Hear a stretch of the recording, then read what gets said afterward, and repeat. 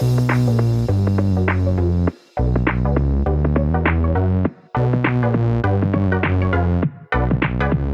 welcome everybody to another episode of Chris and Dave's Reality Cast. I am one of your hosts, Chris Phelps, and my co-host and very good friend is Mr. Dave Horrocks.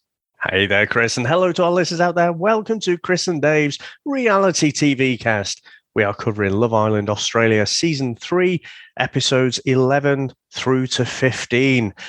Now, Chris, this is not a bad season, is it? Although I do have some criticism actually coming in a little bit later. I say a little bit of criticism, like that's an exclusive thing to this episode. But, where do you want to start with this lot? Well, Dave, I want to start with the vixen that is Emily. Now, the biggest flaky flip-flopper we've seen for a long time. You know, she was madly in love with Mitch. We said it on the last episode. She was tears. It was all sorts of drama. She made the right decision. And then Mitch goes, you know what?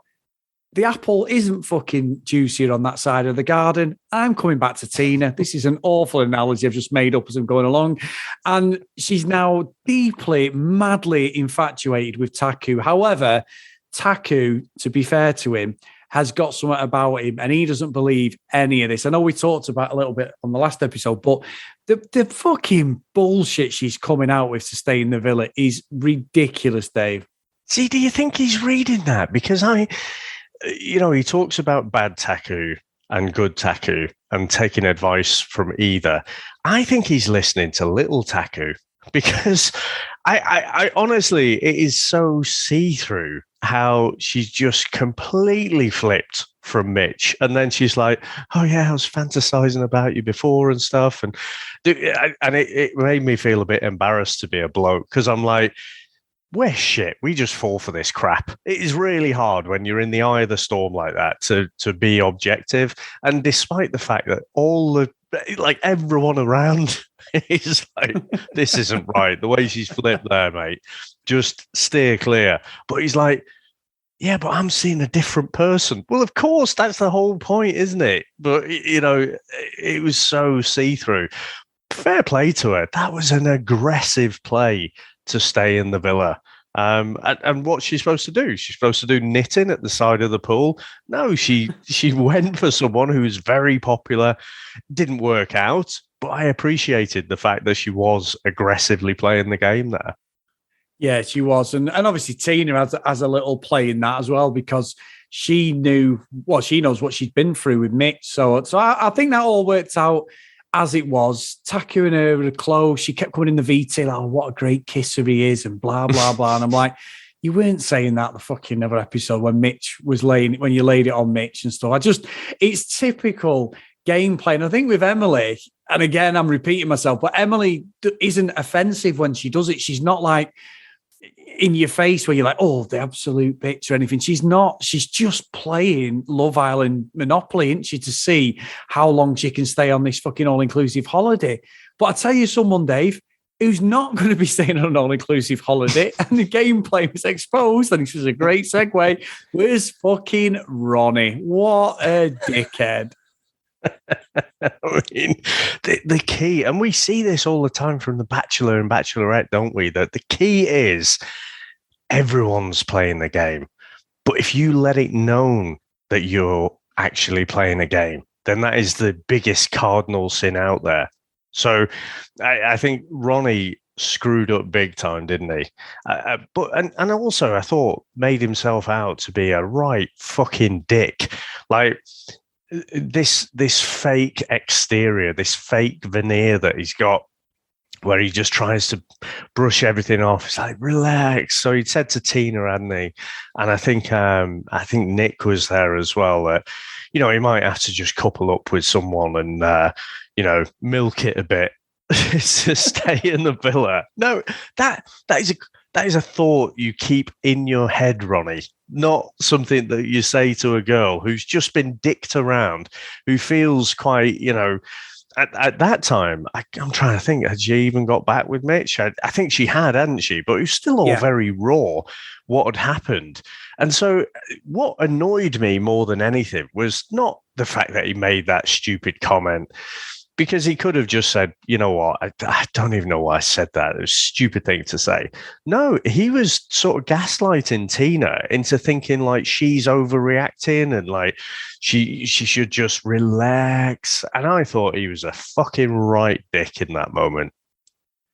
Yeah, he was, to be fair. It was one of them things where we always say it's like the unwritten rule, in it.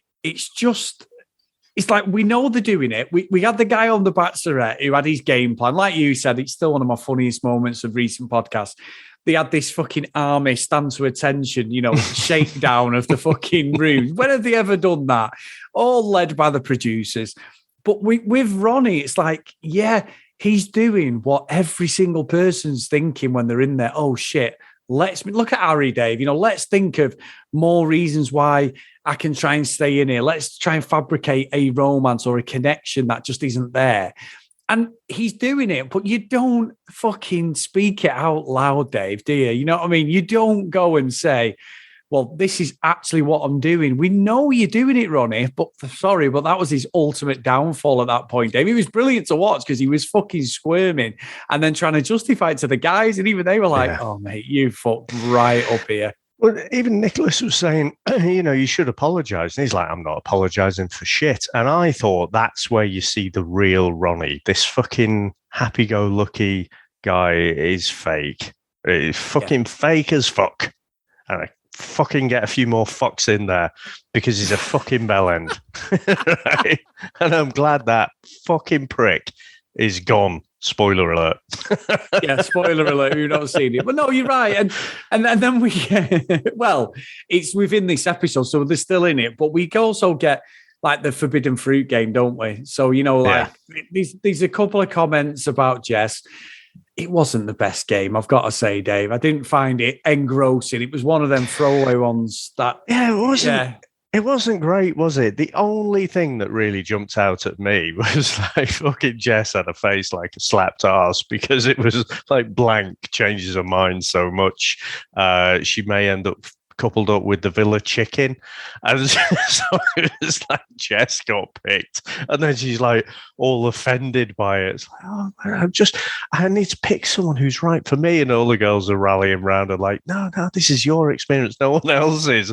But I genuinely think that changed her approach from that moment on because, throughout the next few episodes, she's not really done any more flip-flopping, has she? She's stuck with Aaron and seems to think he's fucking deep for some reason. I don't understand why.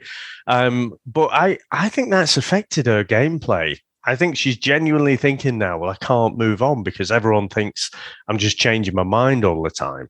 So, if I move on again, I'm just validating what they think. So even if she's tempted, I don't think she'll change now. No, and it's what I said, I think, on the last episode about Mitch, and you said it as well, in the cold light of day, Mitch all day long was cheating on Tina with Emily. 100%. But the reality of, oh shit, I'm trying to win a popularity contest, get it right, Chris, is this sort of thing does not go down with the general public, but a redemption story certainly does because people invested in Tina. All right, he wasn't one of the OGs, but he's come in pretty early as well. They're invested in this couple. So for him to do that is fucking a joke. And I'm going to talk about a bit of a heel turn later on another guy, Dave, who's just an absolute dick. But I do think the way that ends is we do get the double dumping. So Ronnie goes right. Sorry, just before we get to the double dumping, I think after the Twitter game, you've got Ronnie. He's finally come around to the fact. I'm pretty sure it's not only with advice from the boys, but he's probably got a feeling that something's coming on its way. And basically he's going to, the way he treated Tina and spoke to her, she's going to go off and speak to the girls. So actually he went across to the girls and apologized. But again, it was just a part of the gameplay. It was damage limitation for him. And I thought, again, he walked in there. The girls were in an animated conversation. And they were all saying, we're having a girls' chat. No, go away. Just come back later. Because they were in the middle of a discussion. And he's like, yeah, but that's not important. Here's what I've got to say. And then just spoke over everyone. And it's like, oh, you fucking prick. But the thing is, at the end of it, they're like, oh, that was really nice of him. I'm like, no, he's just fucking disrespected all of you by speaking over you and not fucking respecting the fact that you're actually talking about something, because he's wanted to work to his own agenda. So, yeah, I thought that was an interesting moment again before we got to the double dumping. Yeah, and you know what, Dave? It's a great point, because I think it sort of leads into, like, with the double dumping, like Ronnie goes, the girls pick him. I think it had to be him. I've got no complaint. Like I say, complete bell end, he had to go. What I don't understand is, and you said this a long time ago, is it's not fucking Friend Island, but all the girls were deeply offended that Harry went, she's done nothing, has she, Dave? Yeah. She got with Taku, right? She was with Ryan. Her first pick was Taku. Then straight away she picked Ryan. Ryan fucks her over for Lexi. She was in a friend couple up with Taku, I think, wasn't she, officially? And it's like, but you've done nothing. You've not pursued anyone. You've sort of fake said about a couple of the other guys they weren't interested. That's it. End of your journey. There's nothing wrong with that. But the girls were deeply offended by that, and I was like, but it's fucking Love Island. The guys have not kicked off about you picking Ronnie, because they're like, well, that's just the nature of the beast. Yeah. I didn't get it. It was a massive overreaction, and fucking Courtney does my head in as well. And I'm not sure I'm going to have many good things in this episode, Chris, to say about any of this lot. But fucking Courtney's like, oh, this is a massive backstab. I can't believe they've done that. And Harry's like, I think they've made the wrong decision. And it's like, no, you haven't done anything. You haven't found anyone. You don't look like you're gonna find anyone. I mean, you fucking were seem to be interested in Ryan. Fucking bad taste alert. It's just for me, the only other decision was Courtney. Courtney. Fucking wish she'd have gone Courtney. Emily. Yes. But when all the girls are like, oh, I can't believe they've chosen you, I couldn't work out. Are you being authentic there? Because, you were a possibility as well. They could have fucking chose anyone. So you've got all this kind of outrage that they dared to choose Harry. But, they could have chose you. So I just found that really fucking weird. And they did talk, like, the girls down off the ledge. But in that moment, they just seemed to lose the plot that, like, well, they've got to fucking pick someone, haven't they? And I don't know if it was just the fact that, Emily had so gone after Mitch, and they did have that friend thing with Harry. Maybe they thought, Emily was the option, she should have gone because she was still playing at that time for Taku. But fucking Taku thinks he knows there's doubts there, but he thinks there's a chance. So he's not going to fucking vote to boot Emily off, is he? So for me, Harry was the right one to go there, and I don't know what the fucking girls were on. No, I don't get it at all. Again, like you say, it was really bizarre. But I mean, I've got to say, Dave, I'm with you on Courtney. She does my fucking head in. She's got a very high opinion of herself. Yeah, really does. I'm not saying that some of her opinions have not been correct. I think she's not too bad at the way she judges people. However, there's just something about that pisses me off, and I'm just like, oh, shut the fuck up. I don't know what it is. There's a few guys are like that as well. Ryan as well. She's trying to make sound bites stick. She's like, oh, Camp Courtney. She's got the T-shirt in her mind. She's trying to throw out these little sayings and stuff. And it's like, Camp Courtney, who the fuck are you? Get back in your lane. You're not very interesting. I still think she's the fucking daughter of someone powerful, because the way they kept her in made no sense to me at all. She's not interesting. She's not funny. So she doesn't warrant, when they kept Moira in UK season 5, you can see why they did that. But for Courtney, I still don't get it. But you're right, she does have a very high opinion of herself. She does. And I tell you what, though, Dave, I tell you what was one of the main things that had me mesmerised. I talked about Ryan's forehead or whatever he's going on there, but Nicholas's eyes, fuck me, they look like he's got contacts in, Dave. They are piercing blue eyes he's got. Unbelievable, them, to be fair. Yeah, they are. And he's a big bloke, isn't he? He's another prick, though, isn't he? Yeah. All that shit he was saying about like his relationships and blah, blah, blah. And it's like, yeah. As he goes to Casa, Amor, he's like, what? Hey, yeah, relationship. Yeah, don't give a fuck. But even before that, did you notice that when he had like the 3 dates, he's flirty as fuck. He's in full overdrive there. He's putting on the full flirt. He's done this lots of times before. He's very good at it. But when he's in a couple, he's got fuck all to say. So, like, he's there with Courtney. And it's painful to watch them. They've got fuck all to say. If he's not flirting, there's no substance to him. He's got nothing to say to her.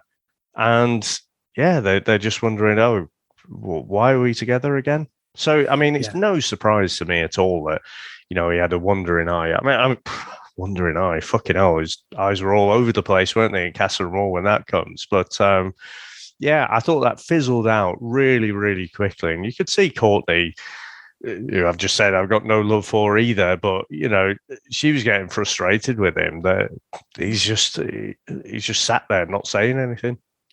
Yeah, it's weird, isn't it? Because I must admit, the whole episode for me, this episode was just a bit of a drip. However, Taku obviously didn't watch Married at First Sight Australia season 8, Dave, when they had to score their partners against the other girls and other guys in the fucking experiment.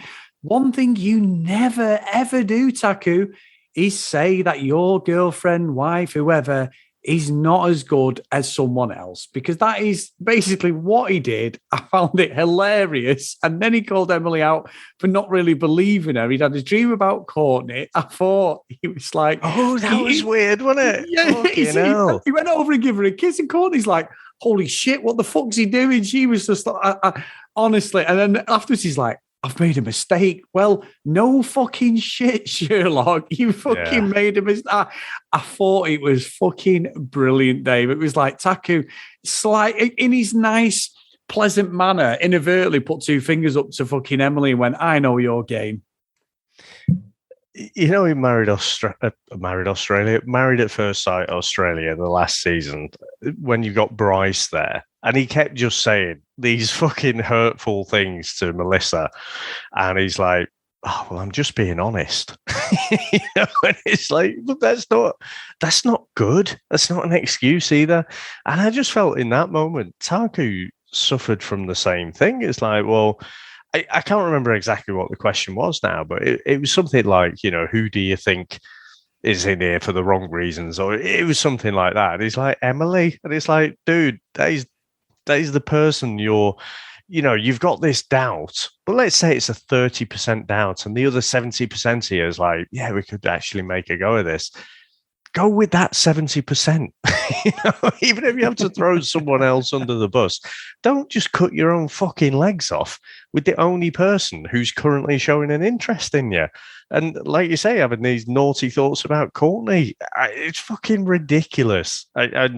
Yeah, he scored an own goal there, didn't he? Big time. He did, to be fair. But ultimately, Dave sort of got his wish, because by the end of the episode, Emily goes, doesn't she? She has to go. It was between her and Tina. There's no way Tina was going to go. I don't believe any of that. And I think she's just shown her true colours, Emily. It was sort of like, well, you're in there for your social media career, not love. You're not fucking bothered. I'm not saying she's not the only one, because probably 95% of them are there for that exposure, but she didn't mask it very well. She wasn't as bad as Ronnie, but she certainly didn't mask it very well at the end. I tell you what, when it was clear that she was going, the mask dropped and she gave an expression that, honestly, Chris, I found chilling. It was like, you would not want to see that face, because up until that point, in some of the challenges and stuff, she's basically acting out like she's in a fucking porno or something. And then, she's been all flirty and smiley and everything. And then when it was clear that she'd gone, that whole thing fell off.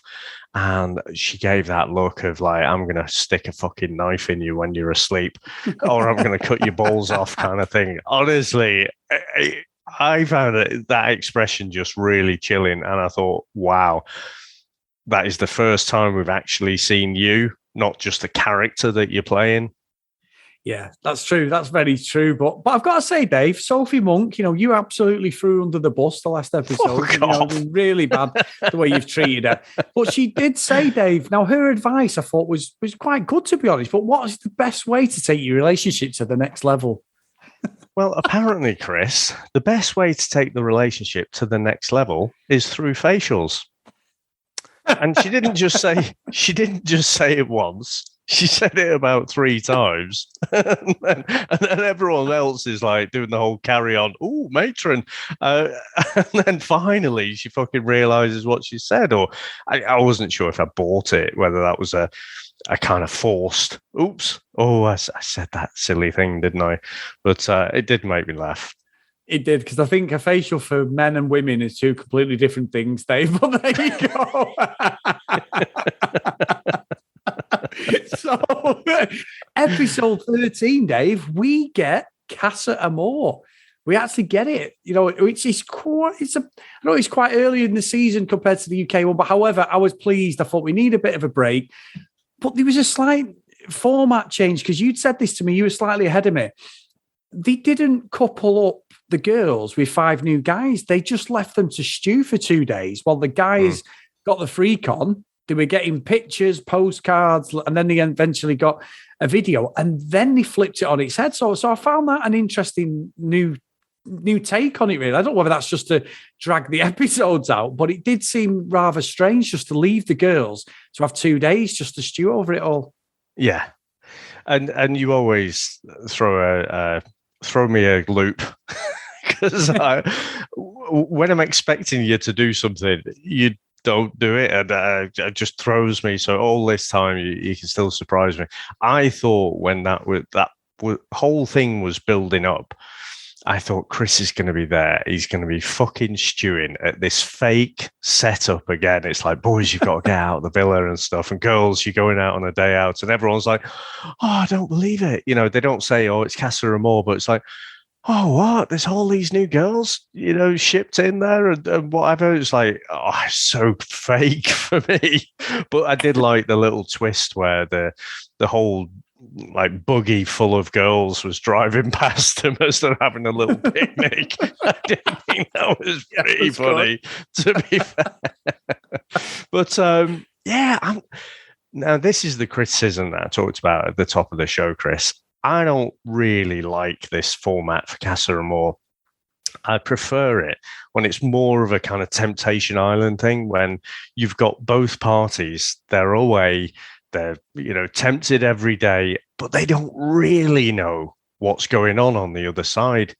Whereas this, I don't think this is a creative choice. I think this is more they've had to do this. I mean, if you look at that villa, all right, if you were there for a family vacation, it'd be pretty cool, wouldn't it?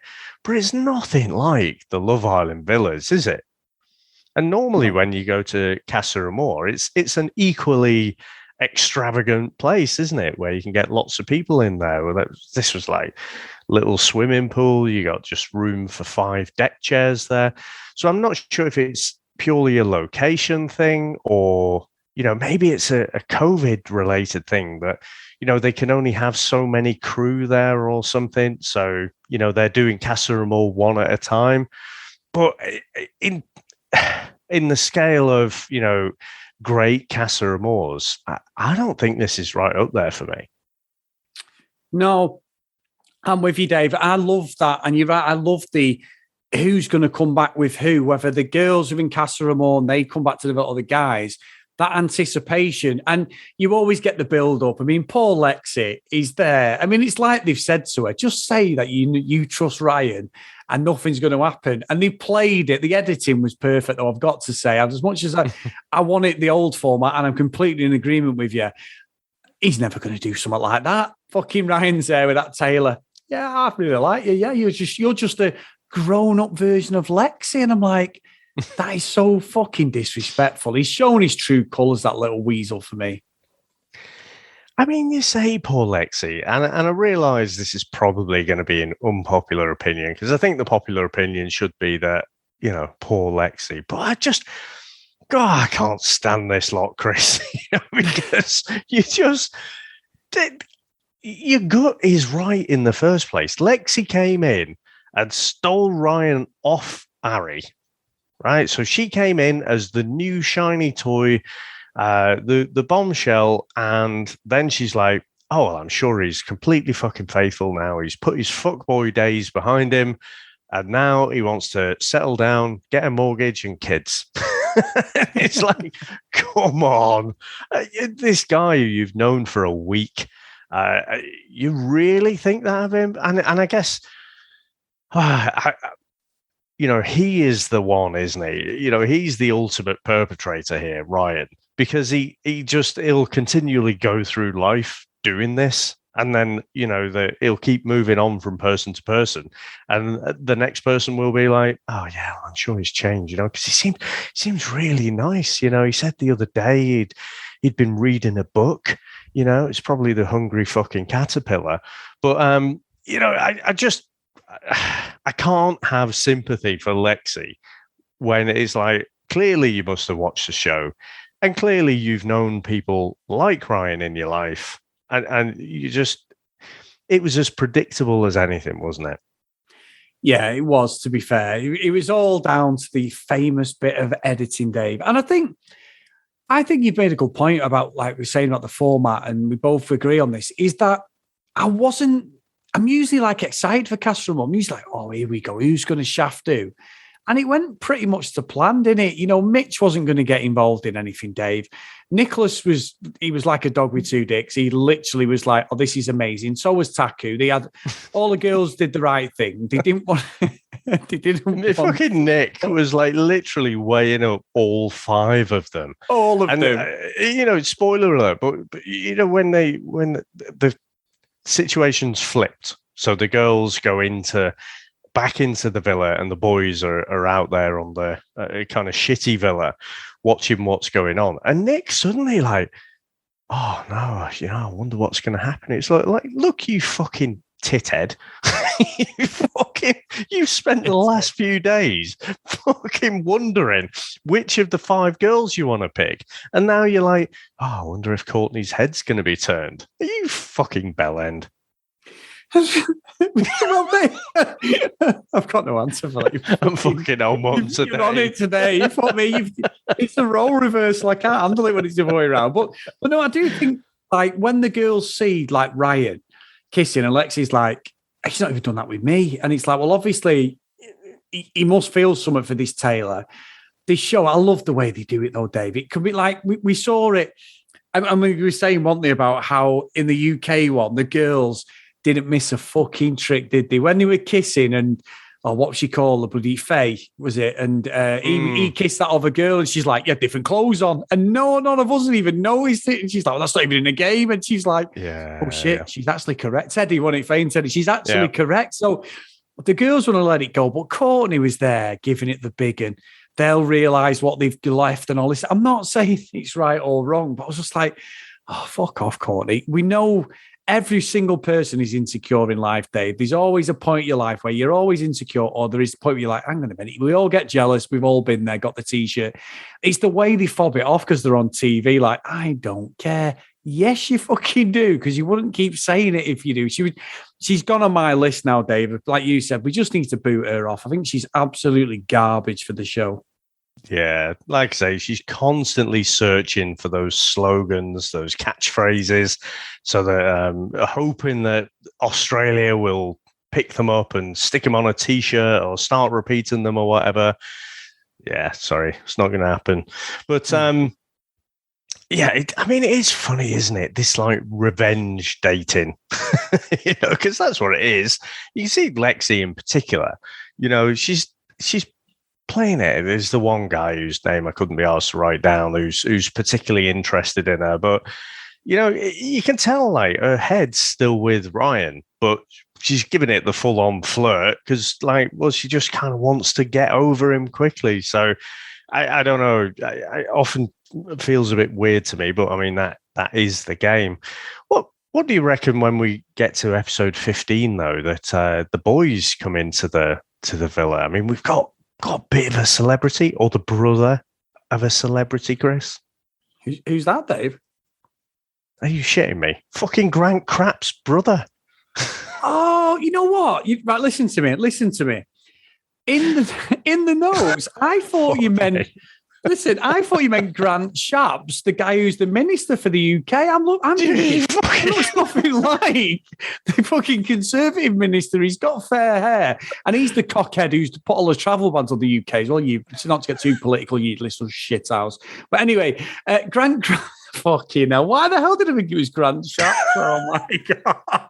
You watch it, Love Island Australia. It's like, why is Dave written down this fucking UK transport minister? You fucking bellend. What a dick. Absolutely. You can call whatever you want. Right. So I get it now. It's Grant's brother. Oh, well, that's fucking incestuous straight away, isn't it? That's just like. Talked about it for like a whole 5 minutes, and like I'm sure Courtney was in the VT going, it's terrible because he had a girlfriend on the outside. So even if after that season you did a whole sort of after the season had finished thing and surprised me with stuff like that, but to hear them openly talking about it. And the fact that, he was in there and had a girlfriend on the outside all the time, I was a little bit surprised by. Yeah, it's funny, because, and you're right, we did it. It was like, where are they now? Skip, didn't we? We did it with Maths Australia with this. So this is literally, well, actually, we can do what's happened to them now, Dave. We can actually, because I do follow the social media stuff. So yeah, let's do that at the end. We'll do it. Even at the end of an episode, we'll do a little skit about what's happened. Are they still together? You know what I mean? Has Grant Crapp's brother found out that he's got 3 girlfriends he didn't know about? Or, just that sort of stuff. We'll do that at the end, definitely. I'll do my little bit of digging. But I will say, the guys didn't do anything for me. I didn't think any of them were I didn't think any of them were on the same level as like Mitch or Nicholas. They might be personality-wise, but I didn't find that they did anything. A lot of them were like a fucking ironing board. They had no personality. And the girls were doing the same. The girls were like out with the guys. They'd come in and it was almost bachelor levels of, can I just have a chat with you? Can you just wait a minute? Nicholas got interrupted a couple of times. And it did feel bachelor in thingy, but the commentator did say, I think some of these have auditioned for Married at First Sight Australia or something along them lines. And I was like, oh, nice segue into the better show. But yeah, the 15 was a bit of a damp squib. I'm hoping that as we go into sort of when they all hook up, and obviously Ryan's going to be with Taylor. So Lexi knows now that she cannot afford not to get with somebody, otherwise she'll be out or the guy will be out. There's always that thing, isn't there, where realistically, if they're not partnered up, they should fuck them off. But the OGs seem to get a reprieve slightly and sort of get well, let's see if we can still keep you in there and bring someone else in. Because that's what's going to happen. After all these go, someone comes in, guy or girl, or a guy and the girl will come in to sort of swoop them under, and it'll be the fakest, realest relationship they've ever been in, apparently. But it's always the way it goes, unfortunately. Yeah. And you know what, Chris? I think this is a shorter season, which I, for one, appreciate. Yeah, me too. I mean, we've been desperate to catch up, but I think there's only 20 episodes of this, Or yeah, well, actually, no, I'm looking at ITV now. It's got 22. So maybe a little more, but I think this is going to be shorter than usual. That's good. Thank God for that. Yeah, like that. Honestly, I still feel broken after the whole fucking UK 2-month grueling fucking daily thing. So yeah, 4 weeks. Well, actually, honestly, I think 6 weeks is the sweet spot, isn't it, for the drama of the season? But I'd quite like it if it was just 4 weeks. Just a month, and then we're done. Well, to be fair, it could be as long as it wants for me, Dave. But fucking fact that we had Married at First Sight Australia and Bachelorette running simultaneously. That's what's fucking done me over, and why we're so far behind as well. That's why we're trying to catch up, aren't we? Because of all our other commitments. So you're right. No, to be fair, I'm joking. 4 weeks was the original length of the US first series, because we did feel that there was some bits that they just got rid of people like within the space of a few days, very, very quickly. However, the UK one's 8 weeks. The sweet spot for me would probably be 6, but I would love it to be 4, as much as I love the format. I think 4, I'm with you. Just more from the fact that we get our lives back. Yeah. No, that would be good. But again, in terms of this Casa Amor, I don't think there's been too many surprises. Although I tell you one thing that I was surprised about, and that's Taku.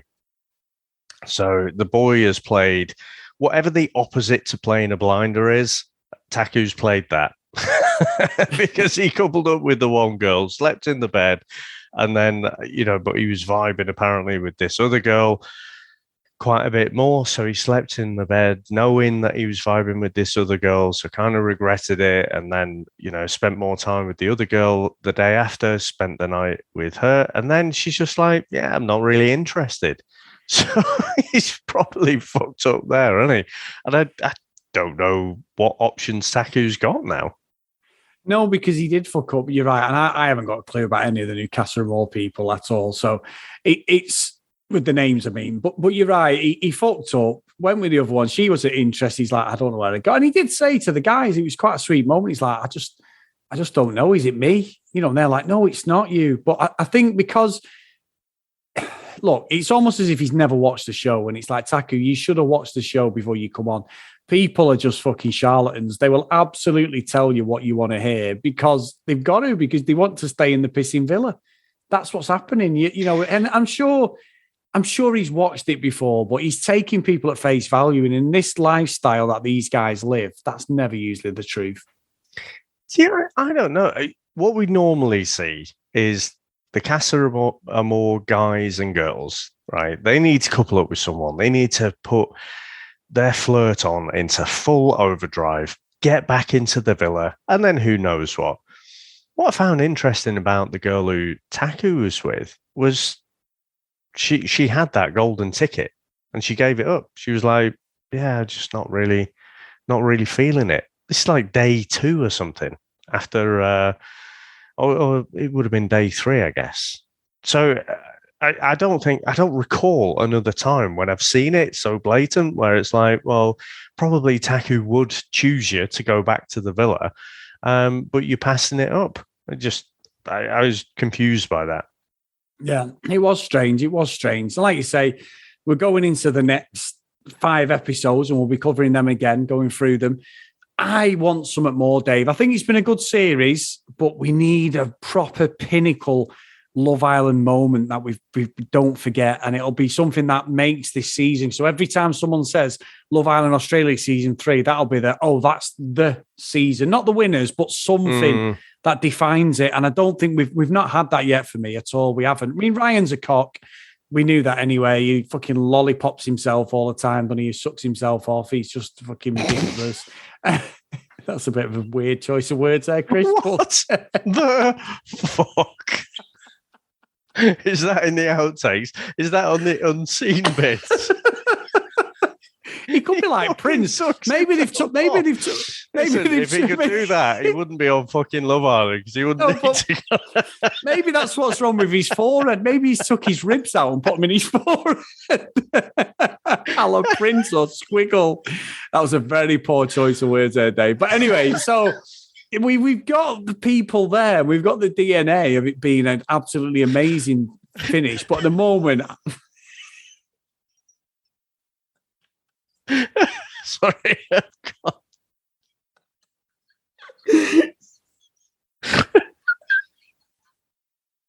There's too many images going through my head at the moment now. It's burned into my brain now.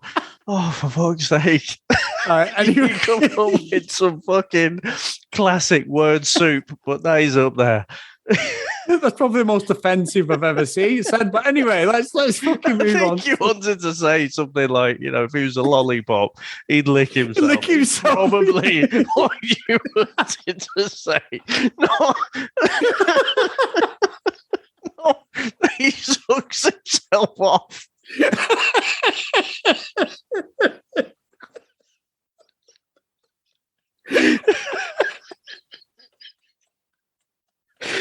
Oh.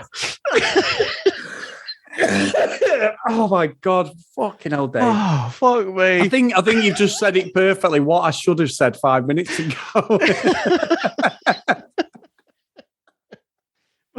Sorry, you lost me. Right? What was your point? I don't know. Ryan's a prick, basically, literally. My point was, we need something for me just to give it that Love Island stamp of approval, and I've not got it yet, Dave. I know everyone's told us who are ahead of us it's a great season. It's been good, without a doubt, and I think we've had a bit more organic relationships than the UK one, but I'm just not there yet, and I want it to fucking absolutely explode. You're not just full of the fucking. You're just full of the euphemisms today, or maybe it's the fact that that's where my head is right now. But because I was thinking the same thing when I said the series is going to explode all over the face. Yeah, facials. We've only had facials today, Dave. You're right. Oh, Jesus Christ! So I'm kind of with you.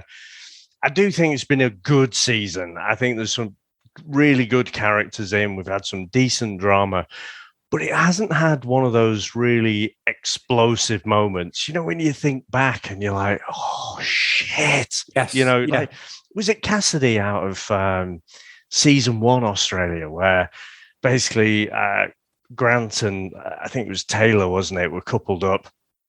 And then she got to make the choice in the recoupling, and then she just split them up. She chose Grant just to be like a bit spiteful. Or, when Michael in the UK walks back in with, Joanna, was it? And then, you've got Amber stood there like, fucking, I'm going to kill you kind of thing. We've not had any of those moments. I think one of my personal favorites, Chris, was when that fucking dead leg was from UK season 5 got the hideaway time with Moira, and then just saying to the lads, like, let's see if she's got, let's see if she's all mouth. Oh God, yeah. Fuck me, he's a good-looking lad as well, wasn't he? And then he tried to. I can't remember what his name was, but when you're properly like, oh, I can't believe you just said that. It's not got one of those moments. I thought we were going to get it when Ari had the choice, and I thought she was just about to pick Ryan and split Ryan and Lexi up. I thought that was going to be the moment, but it wasn't. So hopefully post Casa Amor, I do think it's been a good season, but just Casa Amor's just let it down a little bit, I think. But, still plenty of time to go yet. Yeah, it's very true. Very true. I'll try not to be offensive as we close out this episode, Dave. So if you do want to support us or give me abuse for some of my comments today, please get on social media at CD Reality Cast. If you want to email us, CD Reality, and it is CD today, guys, at cdrealitycast@gmail.com. And if you do want to still support us after my comments, please go on to patreon.com/CD Reality Cast. The roll call of honor for today is Michelle, Keith, Helen, Brianna, Noreen, Amy, Zoe, Joanna, Helen, Libby, Katie, Dee Dee, Priscilla, Susan, Lauren, Lucky Lulu Green, and Ken Gustafson. Thank you so much, guys. I say it every episode, past and present. Anybody who supports us on Patreon, anybody who supports the podcast and downloads it, we really, really appreciate it. Get over to Facebook, Chris and Dave's Reality TV Cast, and let's chat a bit more about Love Island and some of my indiscretions today. So, marvellous work. No, awesome stuff, mate. And we can get on with the next batch. So we can get on with episode 16 through to 20 next. And we'll also, our next episode after this one, we'll cover the next Bachelorette episode as well. I think, Chris, there's only a couple of episodes left. So hooray. So we've unfortunately got to watch that in between then and now. But no, it's been brilliant, mate. And thanks to everyone out there. Thanks for listening, and I'll speak to you next time. Bye.